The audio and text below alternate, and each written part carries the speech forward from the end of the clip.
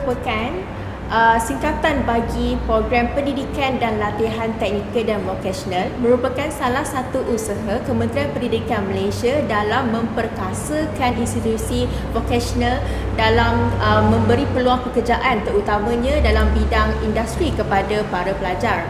Seiring dengan objektif Kementerian Pelajaran itu, KVDLM, College Vocational Datuk Ella Maharaja juga mempunyai visi dan misinya yang tersendiri dalam melestarikan Dilela untuk memperkasakan TVET. Hari ini kita akan bersama dengan Pengarah College Vocational Datuk Ella Maharaja, Puan Hajaminah binti Ahmad, untuk membincangkan isu-isu yang diutarakan oleh orang awam, terutamanya ibu bapa setelah survei dibuat di social media KVDLM. Mari kita tonton tembual ini. Assalamualaikum Puan Haja. Waalaikumsalam. Selamat datang ke program Temu Bual melestarikan Dilela ke arah memperkasakan TVET. Saya difahamkan jadual Puan sangat padat, jadi terima kasih kerana sudi hadir ke program Temu Bual ini. Ya. Okay, antara isu yang kita akan kupaskan ialah program outreach Dilela, aktiviti-aktiviti pelajar sepanjang tahun 2021 dan 2022 dan juga beberapa isu lain. Jadi teruskan menonton hingga ke akhir Temu Bual ini untuk tahu lebih lanjut lagi.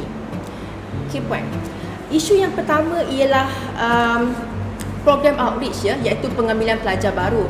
Umumnya kita tahu kolej kita selalunya akan mengedarkan flyer dan pensyarah juga akan turun padang menyebarkan program-program yang kita tawarkan. Ada ibu bapa yang mencadangkan kita untuk buat roadshow di seluruh negeri ataupun di negeri-negeri sekitar seperti di Selangor, Johor Bahru, Johor, Melaka. Jadi apa pandangan Puan mengenai idea itu? Okey, terima kasih kepada Puan Cik Farahis, ya, Cik Farahis.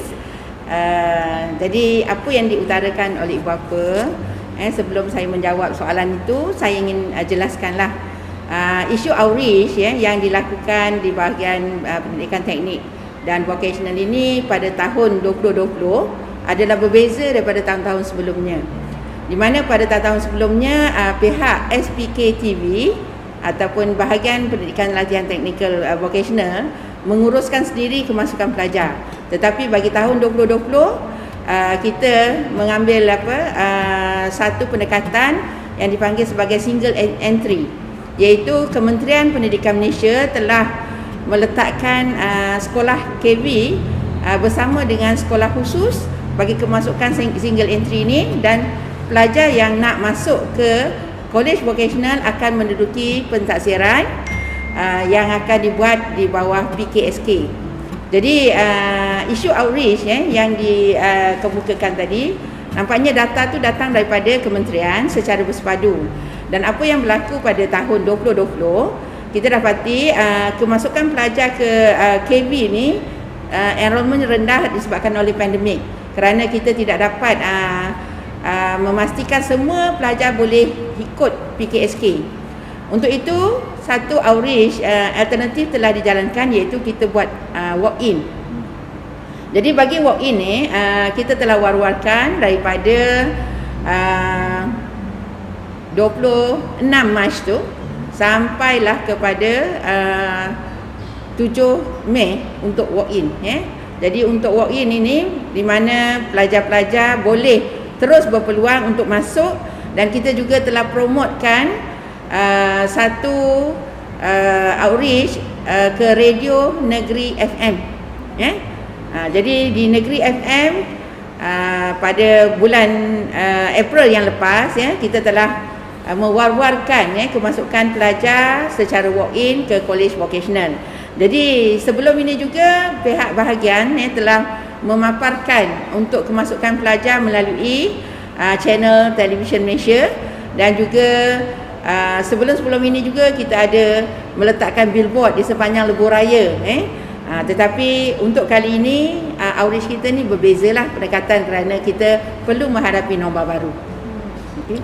Berapa anggaran kos untuk memasang billboard tu, Puan? Billboard tu yang dipasang tu lebih kurang 4 billboard tu di costing lebih kurang 400,000. Okey. Jadi satu billboard 100,000. 100,000. Tapi dia sustain untuk 3-4 tahun lah.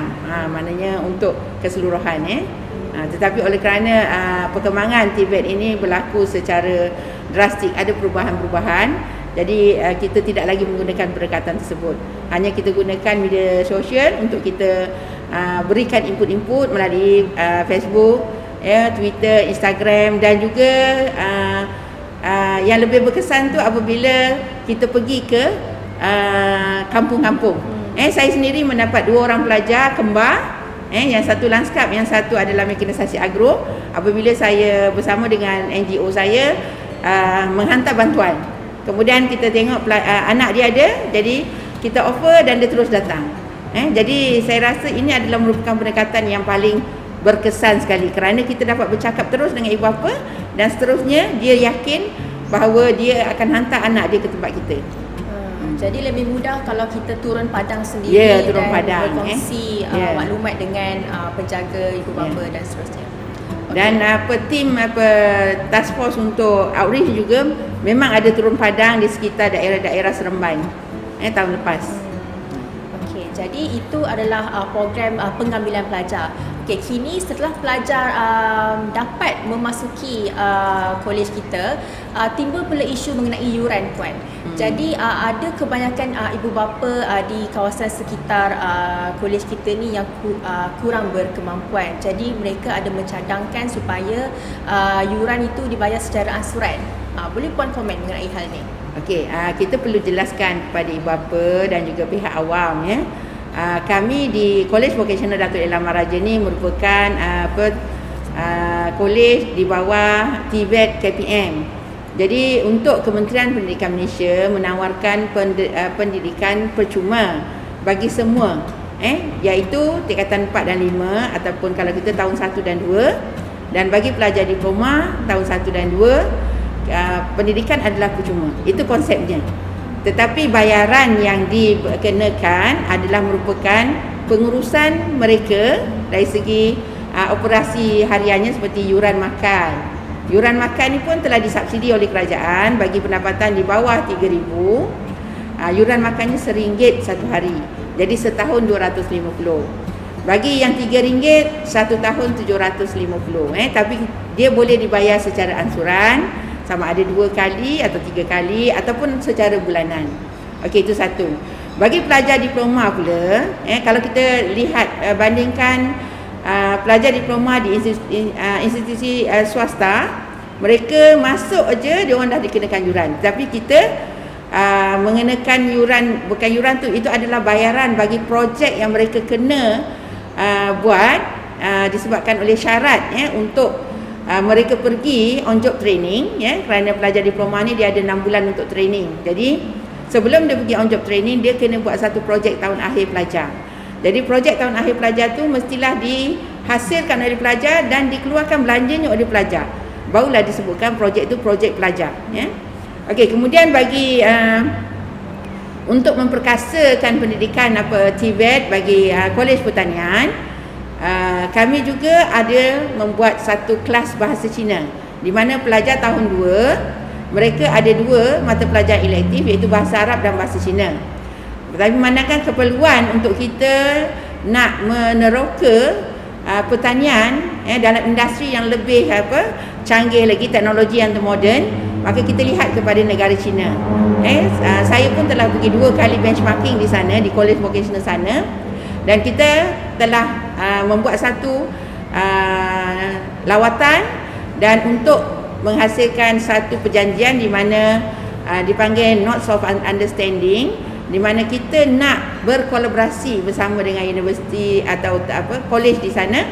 Maka kita galakkan pelajar kita ini untuk mengikuti persijilan bahasa Cina, kerana pihak Cina dan juga pihak Kementerian Pendidikan Malaysia di bawah One Belt One Road menggalakkan hubungan 2 hala ini, di mana pelajar berpeluang untuk mengikuti kursus-kursus pertanian dalam di negara China, atau diploma pertanian di negara China dengan 2+1 program. Maknanya 2 tahun diploma di kolej kita dan 1 tahun di kolej di China, dengan syarat mesti mengambil HSK ataupun level 3 bahasa Mandarin, bahasa Mandarin.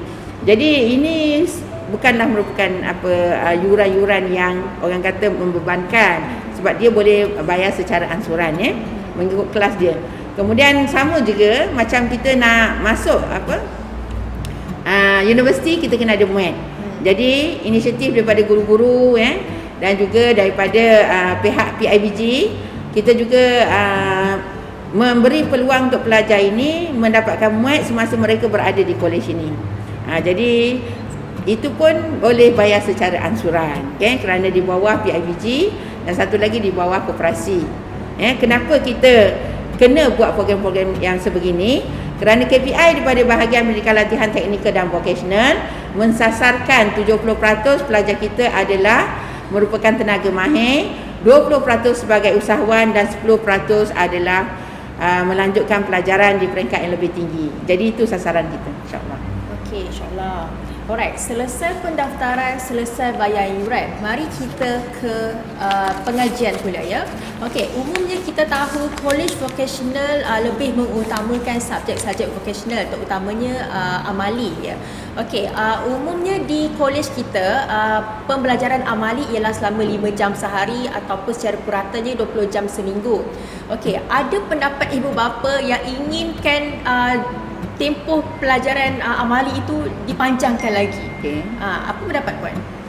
Okey, memang kita sebagai kolej vocational menekankan tentang kemahiran kerana kita punya KPI kita juga ataupun outcome kita adalah outcome based education.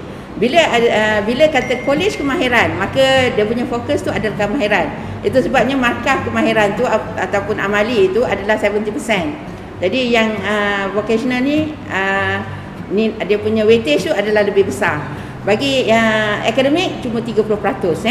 Jadi bagi ibu bapa, kita kena faham kerana KV kita mengikut peraturan-peraturan yang ditetapkan oleh MQA. Jadi MQA menetapkan untuk 20 jam amali yang dijalankan untuk 1 minggu. Jadi guru-guru perlu mengajar pelajar puratanya 1 hari 5 jam. Jadi dalam 1 minggu tu 4 hari itu memang untuk vocational. Jadi jika sekiranya ibu bapa merasakan bahawa waktu itu masih lagi kurang, kita ada satu program yang kita buat di mana kita menggalakkan pelajar ni mengikuti inkubator iTekno Usahawan. Di antara projek inkubator yang kita jalankan yang mendapat dana adalah melalui MyAgroSys, satu grant yang diturunkan oleh bahagian latihan kemahiran pertanian. Jadi di sini pelajar-pelajar yang berminat dan ibu bapa yang merasakan mereka nak anak mereka lebih lagi, jadi anak-anak ini boleh memohon untuk mendapatkan grant daripada MyAgroSys. Di samping itu juga kita menggalakkan pelajar-pelajar yang berminat untuk mendalami bidang-bidang ini. Kita boleh berkolaborasi dengan industri dan industri juga mempelawa kita. Jika ada keperluan untuk latihan bagi setakat ini kita dah ada 52 industri yang bersama kita. Mereka sentiasa memberikan ruang dan peluang. Ada tu yang offer kita ataupun tawarkan kalau pelajar misalnya semester ini dia ada cuti panjang. Jadi mereka tak nak balik tetapi mereka nak bersama untuk mendalami bidang-bidang kemahiran ini, diorang mengalu-alukan. Jadi sekiranya ada ibu bapa yang merasakan ia tidak cukup, kita telah memberikan ruang dan peluang untuk pelajar ini mengikuti pelbagai projek-projek yang kita jalankan. Sama juga dengan projek PTA yang dijalankan oleh pelajar, itu adalah di antara perkara-perkara yang mengasah kemahiran pelajar. Jadi kolej vocational Datuk Laila Maharaja memberikan peluang dan ruang untuk pelajar menjadi usahawan, melatih diri untuk menjadi usahawan dan petani yang berjaya juga. Begitu juga kita ada satu program School Enterprise. School Enterprise ini juga antara usaha untuk kita nak mendedahkan pelajar kepada kemahiran-kemahiran. Misalnya dia poultry, mungkin dia nak jadikan ayam kampung tu sebagai dia punya projek untuk School Enterprise dia. Maka pelajar-pelajar tadi boleh masuk kelab program yang dianjurkan oleh School Enterprise untuk dia sama-sama mengasah bakat dia. Okey. Jadi kolej kita adalah kolej pertanian. Ada banyak program yang mengeluarkan hasil. Contohnya program potri ada menghasilkan ayam dan juga telur untuk dijual kepada penduduk setempat. Adakah hasil jualan ini dapat membantu menaik taraf ekonomi kolej kita? Okey, kita kena faham bagi kolej kita, dia adalah kolej vocational pertanian yang dalam kurungan institusi latihan. Jadi kita belum lagi ke arah komersial. Jadi apa yang kita hasilkan tu adalah merupakan produk yang dihasilkan dalam lingkungan kapasiti yang dibenarkan bagi pembelajaran. Misalnya poultry, maksimum pun kita boleh turunkan ayam setakat 500 ekor je. Dah tak boleh menjangkau kepada 2,000, 3,000 kerana itu syarat. Dan lagi pun kita ni dekat dengan hospital. Jadi kita tak boleh secara komersial. Okey, jadi kat situ maknanya kita kena tengok dia punya ruang lingkup. Tetapi kita dalam ke arah nak melestarikan KB pertanian ini, dan kita akan bekerjasama dengan industri untuk kita tingkatkan lagi produk kita. Jadi itu ada timeline dia. By 2022 kita harapkan kita dah ada satu industri yang betul-betul mantap, dan di sana kita tidak lagi menjalinkan kolaborasi MOU, Memorandum of Understanding, tetapi kita dah kena buat Memorandum of Agreement, di mana ini adalah fokus yang ketiga dalam plan strategik bahagian pendidikan latihan teknikal dan vocational tu, di mana dipanggil public private partnership. Itu kita dalam rangka ke arah itu. Okey, kita akan teruskan dengan aktiviti pelajar juga. Okey, kita tahu bila sewaktu sesi persekolahan, pelajar-pelajar ini dipantau oleh pensyarah bertugas. Selepas sesi persekolahan, warden pula yang mengambil alih. Jadi ibu bapa sekarang risaukan anak-anak mereka. Jadi mereka sering mengganggu pensyarah kita. Mereka sering bertanyakan khabar, minta tolong untuk hantarkan update ataupun status terkini anak-anak mereka. Jadi apakah solusi yang kolej kita tawarkan untuk memudahkan ibu bapa sentiasa tahu aktiviti yang dilakukan oleh anak-anak mereka sewaktu sesi persekolahan dan juga selepas sesi persekolahan? Okey, kita tahu yang paling anak-anak nak adalah handphone. Tapi sebenarnya handphone ni pada tahun 2012 semasa transformasi TVET, pada masa tu kita punya pengarah tu Tajuddin Jab telah menyatakan yang ini dia panggil BYOD. BYOD adalah bring your own device. Okey, masa tu kita tak tahu lagi, kita yang ada masa tu mungkin telefon Nokia aje. Tetapi masa tu telah dinyatakan bahawa BYOD ni merupakan antara kita punya keperluan di kolej vocational pada masa itu. Tapi sekarang saya rasa ini adalah merupakan satu keperluan. Kerana sekarang ni kita nak datang ke sekolah, kita kena scan MySejahtera. Okey. Tetapi bagaimana kita menggunakan handphone itu untuk kita tidak melanggar peraturan-peraturan yang telah ditetapkan oleh Kementerian Pendidikan Malaysia. Kerana pelajar kita ni ada dua tahap. Satu yang tingkatan 45 ni, dia masih lagi tertakluk dengan peraturan-peraturan persekolahan yang diselaraskan oleh KPM. Bagi pelajar diploma, kita tidak ada masalah. Mereka boleh menggunakan sepenuhnya. Tetapi untuk di asrama, saya pulangkan kepada pengurusan asrama untuk mengawal penggunaan telefon ini, kerana pelajar-pelajar ini perlu dibimbing. Kalau cikgu mengajar dalam kelas, kita akan minta dia letak dalam satu bakul dan dia boleh fokus. Tapi kalau dia perlukan untuk mencari maklumat-maklumat, cikgu boleh berikan sendiri. Jadi saya rasa itu satu isu yang bukan besar. Kita ada media sosial, jadi website kita dan juga guru-guru juga telah dibekalkan dengan pegawai, bukan pegawai lah, maknanya AJK, PIBG yang menjadi PIC bagi kelas-kelas. Jadi dalam sarana ibu bapa itu mereka ada satu grup. Jadi mereka boleh berinteraksi antara ibu bapa untuk mendapatkan maklumat-maklumat yang terkini berkaitan dengan anak-anak. Jadi untuk sekarang ni pun kita sebarkan semua melalui sarana ibu bapa. Jadi tidak ada masalah, insya-Allah. Okay, insya-Allah. Jadi penggunaan telefon pintar ini ada kebaikan dan keburukannya, tapi perlu sentiasa dikawal penggunaannya. Okey. Kita seperti kolej-kolej lain ada juga menawarkan asrama sebagai kediaman pelajar sewaktu sesi persekolahan.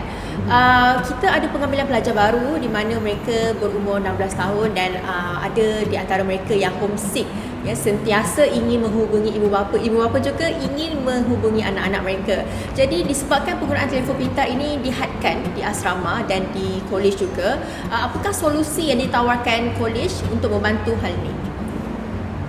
Okey, bagi memang kita hadkan, tetapi ada masa-masa mereka boleh berhubung dengan ibu bapa.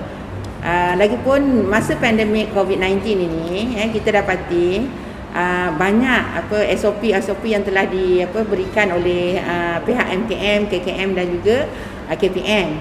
Jadi kita dalam masa yang sama kita kena patuhi. Maknanya ibu bapa tidak boleh datang berjumpa anak-anak.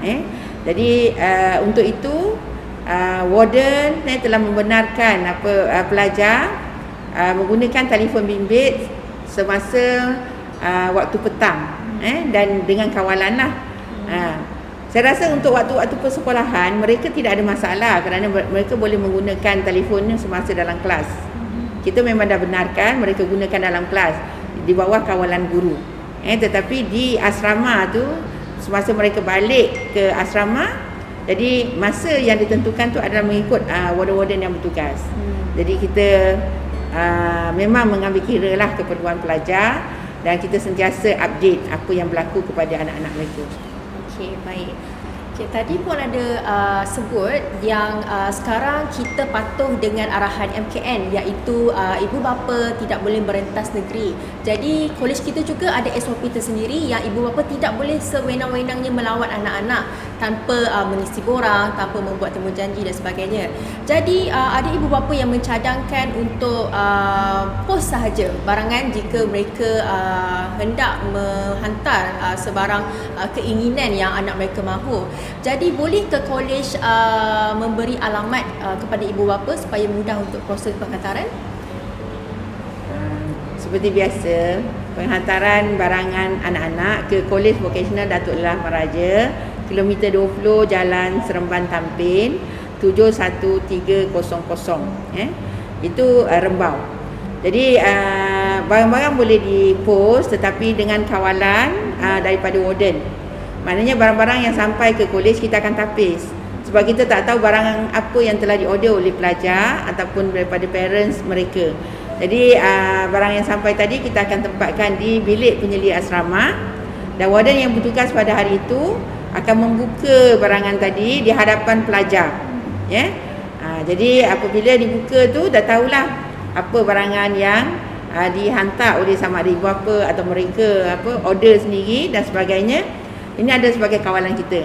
Jadi kita tak naklah kolej ni menjadi pejabat pos pula kan. Jadi itu sebab kita beri kelonggaran untuk mereka postkan barang tetapi dengan kawalan. Katakanlah ada ibu bapa yang memang ingin melawat juga anak mereka kan. Bolehkah pihak kolej mengeluarkan surat kebenaran untuk mereka bawa ke balai polis meminta izin? Okey, surat-surat yang kita keluarkan adalah merupakan surat-surat yang turunnya ataupun punca kuasanya daripada KPM seperti mengambil anak dan menghantar anak. Selain daripada itu kita tak keluarkan surat. Jadi mengikut SOP yang telah ditetapkan oleh KPM, ibu bapa boleh mengambil anak bermula daripada 6 Mei bagi sekolah kumpulan A dan bagi kumpulan B 7 Mei. Dan punca kuasa daripada surat yang dikeluarkan oleh KPM itu, barulah pihak sekolah akan membuat surat untuk memanggil ibu bapa bagi mengambil anak-anak. Tetapi bagi yang lebih daripada 10 orang ke satu tempat atau destinasi, maka pihak kolej telah menyediakan kenderaan yang diuruskan oleh pengerusi zon dan dia ada pick up point dia. ataupun drop point dia. Jadi itu semua kita kena ikut, dan pihak PPD dan juga JPN bagi setiap negeri juga telah dimaklumkan. Jadi kita harapkan pergerakan pelajar balik pada esok hari adalah mengikut SOP yang telah ditetapkan dan juga telah mengikut drop point dan peak point yang telah ditetapkan oleh pihak pengerusi zon. Bagi zon Melaka Negeri Sembilan, kat mana nak pergi, kat mana nak ambil, ibu bapa nak kena ambil, semua kita dah sebarkan kepada ibu bapa melalui sarana ibu bapa. Jadi sesuai dengan mood perayaan kita sekarang ni, dan takwim kita juga sentiasa berubah-ubah. Jadi kadang-kala kita ada cuti perayaan dan cuti semester yang tarikhnya dianjak. Bagaimana ibu bapa boleh mengetahui dengan pantas takwim-takwim ini? Okey, edaran-edaran segera telah kita belaskan dalam warga dan juga dalam PIBG, yang mana terkininya bagi sekolah yang memohon cuti peristiwa pada 10 Mei, maka tidak dikira sebagai cuti peristiwa, tetapi memang kementerian telah memberikan cuti mulai 10, 11 dan 12. Jadi 13 dan 14 adalah cuti raya, dan PDPR akan bermula pada 16 Mei, dan seterusnya kita akan belajar secara online seperti mana yang telah ditetapkan oleh KPM. Sehinggalah cuti sekolah 28 Mei, dan masa tu cikgu cuti, tetapi tidak boleh merentas negeri. Jadi cikgu perlu berada di stesen. Pelajar PDPR di rumah. Alright, sebelum saya akhiri sesi ini, ada satu lagi isu yang ingin dibincangkan, iaitu isu melanjutkan pelajaran.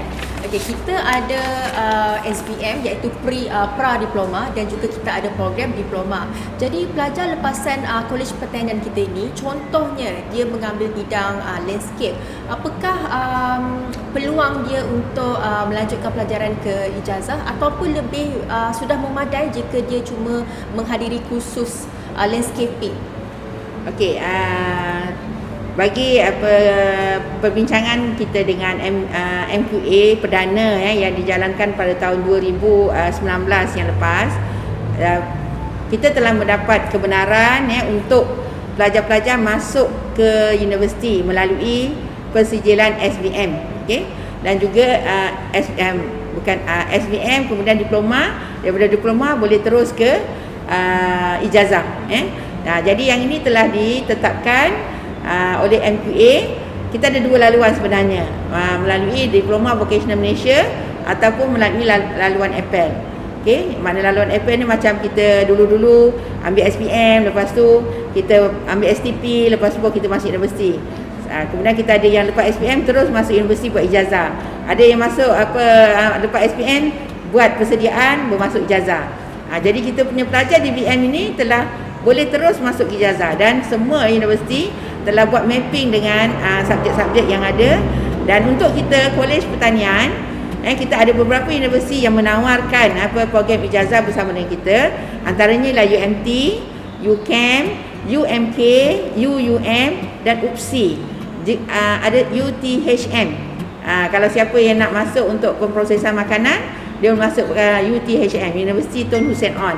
Yang nak buat landscape boleh masuk Universiti UCAM, Universiti Sains Malaysia Melaka tu. Kemudian bagi yang nak buat aqua, dia boleh masuk ke Universiti Malaysia Terengganu. Bagi yang nak buat industri asas tani, perniagaan, dia boleh masuk UMK ataupun UUM. Bagi yang nak jadi cikgu, macam guru-guru kita ni, dia boleh masuk UPSI. Dan bagi pelajar yang mungkin dia tidak dapat masuk diploma, tapi dia nak meneruskan dalam bidang kemahiran dia, dia boleh memohon ke institusi di bawah JBT, di mana SIAS boleh juga mereka buat program VTO, Vocational Training Officer. Dan kita Kolej Vocational sebagai pusat bertauliah mengambil juga pelajar-pelajar yang buat VTO ini untuk dia mengikuti latihan di kolej kita. Jadi kita pun dah beberapa batch ini, kita dapati yang datang untuk berlatih di sini adalah merupakan bekas-bekas pelajar kita. Keluaran tahun 2014, 2015. Yang baru-baru ni pun ada, yang terkini ni 2016 lah. Jadi banyak isu yang telah kita kupaskan pada sesi temu bual ini ya. Antaranya ialah program pengajian belajar, program lanjutan pelajaran mereka, takwim, yuran pengajian dan banyak lagi. Jadi Puan, secara kesimpulannya, apa yang Puan dapat rumuskan daripada temu bual kita hari ini?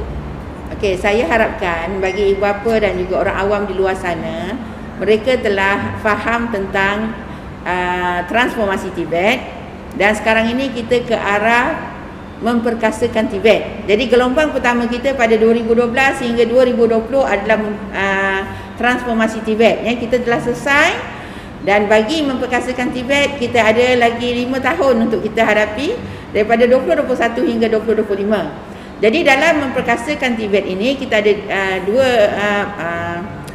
dalam gelombang yang kedua memperkasakan Tibet, kita ada 2 program yang kita akan jalankan dalam Kolej Vocasional Pertanian, iaitu yang pertama sekali adalah memperkasakan program. Jadi kita dah dapat semua pengiktirafan bagi Sijil Vocational Malaysia, bagi Diploma Vocational Malaysia dan MQA ataupun akreditasi daripada MQA untuk 6 program kita dan 3 program dalam proses ni.